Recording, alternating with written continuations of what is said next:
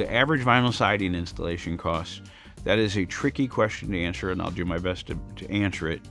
If you're talking about low-end vinyl siding, which I do not offer, there's going to be a big price difference from that to premium vinyl siding. But I offer moderate vinyl siding and premium vinyl siding. And so I'm referencing those. If you want to get inexpensive vinyl siding, I can't reference that. But like the average house today to do vinyl siding is in the 20s to 30 range. And again, it's not just the siding, because a lot of companies will play a game with that. Siding is the wall space. There is still all kinds of trim on a house: window trim, door trim, garage door trim, soffit, fascia, rake, freeze board. There's, and these are all terms where people are like, I don't even know what the guy's talking about. But the whole exterior of your house, when siding companies bid siding, that is just the walls, not the trim, not the overhang, not the soffit and fascia, not any of that stuff. And so you can get a bid, I'm just making these numbers up, you can get a bid for $20,000 to do your siding.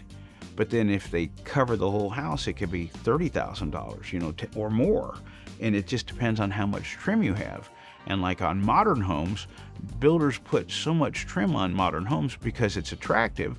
Well, all that's got to be sided when you have your siding done, unless you want to diminish the appearance of your home. Like, you could rip off a lot of trim on homes and just side. Well, but what that does is it makes your house unattractive. It loses the character, and that what set it off or drove you to be attracted to it from the beginning. And so they put the trim up because trim is fancy and it adds to the appearance, but it also adds to the cost because trim work costs more than regular siding work does.